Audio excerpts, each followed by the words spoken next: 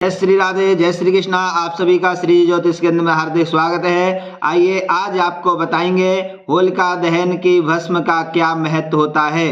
होलिका दहन की भस्म से हमें क्या क्या लाभ प्राप्त हो सकते हैं। तो आइए पूरा वीडियो अंत तक देखें। अच्छा लगे तो आगे भी शेयर करें, जिससे अन्य लोगों को भी ये जानकारी प्राप्त हो सके और किसी का भला हो सके। तो आइए अब बात करते हैं। होलिका दहन की भस्म कोई साधारण नहीं।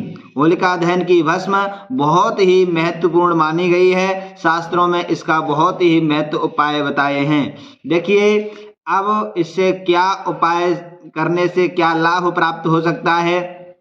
यदि किसी के कार्य क्षेत्र में, व्यवसाय में या किसी की दुकान में बुरी नज़र का कोई प्रभाव पड़ गया हो तो आप इससे अच्छी सफलता प्राप्त कर सकते हैं। और यदि किसी का कार्य बनते बनते बिगड़ जाता हो, नहीं बन पा रहा हो और घर में नकारात्मक ऊर्जा का प्रभाव हो, घर में बीमारी अधिक होती हो और घर में क्लेश होता हो, शादी में रुकावट आती हो और जॉब में रुकावट आती हो, तो आप इन सभी समस्याओं का समाधान होलिका दहन पर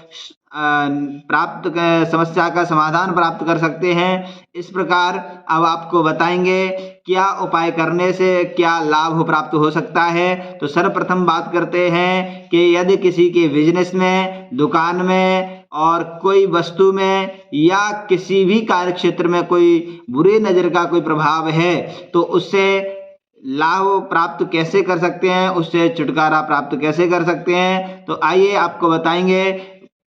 होलिका दहन की भस्म, होलिका दहन जिस दिन हो उसके दूसरे दिन होलिका दहन की भस्म लेकर के आए, स्नान आदि से निवृत्त होकर के नहा धो करके जाएं और होलिका दहन की भस्म लें और थोड़ी सी राई लें और नमक की एक डेरी लें, साबुत नमक की एक डेरी लें और पीले कपड़े में बांध करके अपने व्यवसायिक क्षेत्र पे या दुकान में या किसी वस्तु पे या किसी अपने घर में भी रख सकते हैं, जिससे बुरी नज़र का कोई प्रभाव नहीं पड़ेगा।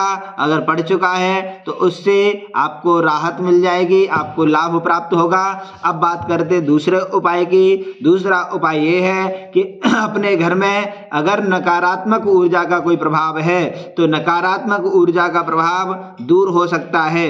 उसके लिए आपको एक नारियल लेना है और नारियल पूरे घर में घुमा करके चारों तरफ, चारों कोनों में स्पर्श करके उस नारियल को होलिका में दहन कर दें, यानी होलिका दहन से पूर्व ही होलिका में उस नारियल को चढ़वा दें, जिससे नकारात्मक ऊर्जा दूर हो जाती है। तत्पश्चात दूसरे दिन उस होलिका में से, उसी होलिका में जिसमें आपने नारियल चढ़ाया है, उसी होलिका की भस्म दूसरे दिन लेकर के अपने पूरे घर में छिड़काव कर दें।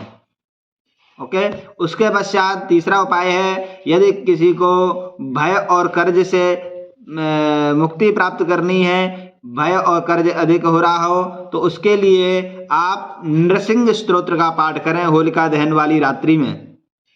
होलिका दहन वाली रात्रि में नृसिंह भगवान का जो स्तोत्र का पाठ करें, कवच का पाठ करें। यदि ये भी ना हो पाए तो नृसिंह मंत्र का जप करें। और नृसिंह मंत्र इस प्रकार है: ओम उग्रम वीरम महाविष्णुम ज्वलंतम सर्वतोमुखम नृसिंहम भीषणम भद्रम मृत्यु मृत्युम नमाम्यहम। इस मंत्र का जप करें। इससे आपको नृसिंह भगवान की कृपा प्राप्त होगी। इससे जो भी कर्ज से मुक्ति प्राप्त करना चाहे, वैसे भोग से भी मुक्ति प्राप्त करना चाहे तो आप इसको उपाय को करें।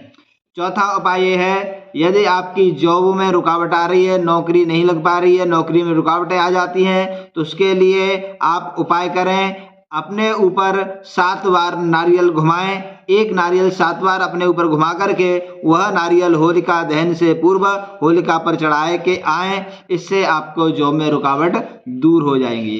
पांचवा उपाय यह है कि यदि घर में कोई बीमार ग्रसित रहता हो, बीमारी घर से निकलती ना हो, तो उसके लिए आप उपाय करें। उसके लिए ये उपाय है कि होलिका दहन की भस्म उस बीमार व्यक्ति के बिस्तर पर छिड़काव कर दें, पूरे बिस्तर पर थोड़ा थोड़ा छिड़काव करने से उस व्यक्ति की बीमारी दूर हो जाएगी और आपके घर से बीमारी चली जाएगी। इस प्रकार से आपको छठवां उपाय बताते हैं, जो कि कार्य बनते बनते बिगड़ जाते हो, कार्य नहीं बन पा रहे हो, ऐसे समस्या के लिए आप क्या करेंगे, एक नारियल लें, एक नारियल, एक पान और एक सुपारी, ये लेकर के होलिका दहन से पूर्व होलिका में जाकर के चढ़ाएं। तत्पश्चात प्रार्थना करें, हे नृसिंह भगवान हमारी समस्या का समाधान हो। इस प्रकार आपकी समस्या सॉल्व हो सकती है, समस्या का समाधान हो सकता है। सातवां उपाय ये है, घर में कलेश अधिक होता हो, घर में शांति ना रहती हो, तो उसके लिए क्या करें, उसके लिए आपको जौ का आटा लेना है। जौ का आटा लेकर के 7 मुट्ठी आटा, जौ का आटा होलिका में जाकर के चढ़ा दें। होलिका से पूर्व, होलिका से पहले 7 मुट्ठी आटा लेकर के होलिका में चढ़ा दें, इससे आपके घर का कलेश दूर हो जाएगा। 8वां उपाय, यदि व्यर्थ के खर्चे अधिक लग जाते हो, पैसा कमाते हैं, पैसा रुक नहीं पाता, व्यर्थ के खर्चे, फालतू के खर्चे बीच में आ जाते हैं, तो उसके लिए आप उपाय करना चाहते हैं तो होलिका दहन की भस्म लेकर के लाल कपड़े में बांधें और अपने घर में रख दें और अग्निकोण में रखें तो ज़्यादा अच्छा रहेगा, अन्यथा आप अपनी तिजोरी में भी रख सकते हैं। अब बात करते हैं स्थिर रूप से लक्ष्मी प्राप्ति के लिए हमें क्या उपाय करना है जिससे हमारे घर में लक्ष्मी की कृपा हमेशा बनी रहे। तो होलिका दहन के समय पर यह उपाय करने से आपको निश्चित रूप से माँ लक्ष्मी की कृपा प्राप्त होगी। अब बात करते हैं इस उपाय को कैसे करें। इस उपाय को करने के लिए होलिका दहन से पूर्व 11 कौड़ी जो होती हैं, 11 कौड़ी होलिका में जाकर के चढ़ा दें और उन कौड़ियों को चढ़ा के तत्पश्चात दूसरे दिन यदि उन 11 कौड़ियों में से एक भी कौड़ी मिल जाए, 1, 2, 4 जो भी उसमें से कौड़ी मिल जाए, अगर ना भी मिल पाए तो कोई बड़ी बात नहीं है, अगर मिल जाए तो ज़्यादा अच्छा रहेगा। उनमें से कौड़ी ढूंढ के देख लें, कौड़ी उसमें से उठा लें और थोड़ी सी भस्म लें और ये आप लेकर के अपने पीले कपड़े में बांध करके अपने घर की तिजोरी में रख दें। उससे माँ लक्ष्मी की कृपा प्राप्त होती है और नृसिंह भगवान से माँ लक्ष्मी से प्रार्थना करें, हे भगवान, हे माँ लक्ष्मी, हम पर आप सदैव कृपा बनाए रखते समय और रख दें। तत्पश्चात हमेशा आपके घर में माँ लक्ष्मी की कृपा बनी रहेगी।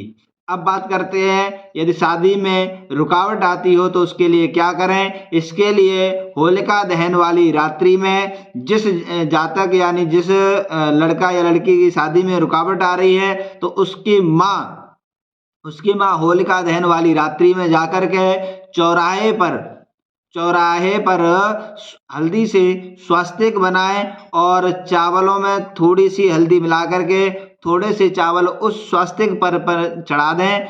जो स्वास्तिक चौराहे पर बनाया है उसी पर थोड़े से हल्दी मिले हुए चावल चढ़ा दें और इस उपाय को करते समय कोई टोके नहीं।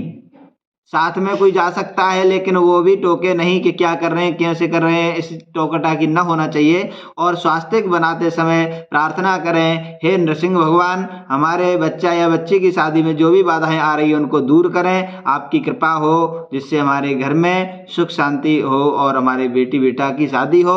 इस प्रकार से प्रार्थना करने के पश्चात सीधे चले आए, पीछे मुड़ करके ना देखें, सीधे घर पे आए। केवल एक ही बार ये उपाय करना है। इस प्रकार आप इन उपायों को करते हैं तो निश्चित तौर पे आपको भी इस महत्वपूर्ण जानकारी से लाभ प्राप्त होगा। जय जय श्री राधे, जय श्री कृष्णा।